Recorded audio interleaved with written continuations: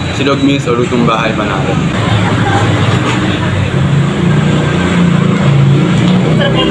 Hi fam! Tara samahan nyo kami sa bago naming na-discover na pinupuntahang mga lutong bahay dito sa Journey's Kitchen. Nandito lang sila sa 929 Rizal Boulevard, Barangay Pook, Santa Rosa City, Laguna. Malapit lang sila sa Save and Save Pook. Open sila everyday from 7 AM to 1 AM. Wala pang 1 year ang Journey's Kitchen. Nagsimula sa ilang kaldero ng mga lutong ulam sa looban, pero dahil nakuha ang panlasa ni Juan, lumipat sila dito sa mas malaking kainan na binabalikan pag kumalaman tiyan. Very inspiring din ang kwento ng owner ng Journey's, dating security guard sa isang mall na naging on and off ang trabaho dahil sa pandemic, pero ginamit naman ang hilig sa pagluluto para maitaguyod ang pamilya. Kaya ngayon, ang karinderya na dati ay ilang putahe lang ang binebenta, meron na ngayong samot-saring lutong bahay at silog meals na abot presyo ang halaga. Susubukan namin ang paksiw na pata, pork kare-kare, pork sinigang, chicken adobo sa gata, at ginataang laing. Titikman din namin ang pork silog at ang paborito ni Boy Sisig ay ni Carl, syempre sisig. Sunahin natin yung isa sa mga paborito natin mga Pinoy, yung sinigang. Medyo naiiba lang yung sinigang kumpara doon sa yung typical na alam natin sinigang, kasi yung sinigang nila meron siyang puso ng saging. Lasa ha. Parang dito talaga sa Laguna, yung sinigang nila, talagang parang laging meron siyang puso ng saging. Pero tignan natin kung ano yung naibibigay nito na sarap dun sa sinigang. Wala naman siyang effect, pero masarap pa rin ha. Yung pork niya malambot mga kasama. Ito yung pork na hindi ka makikipag-away.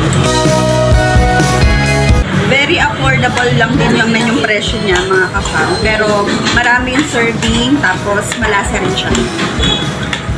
Ito naman mga kapam yung kanilang pork sisig. Ha-unli-race din yan. Sa halagang 108. Kaya sulit na sulit.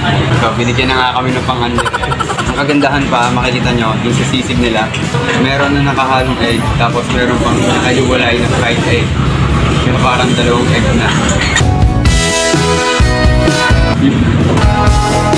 Naman, mayatay ko siya mga kapam.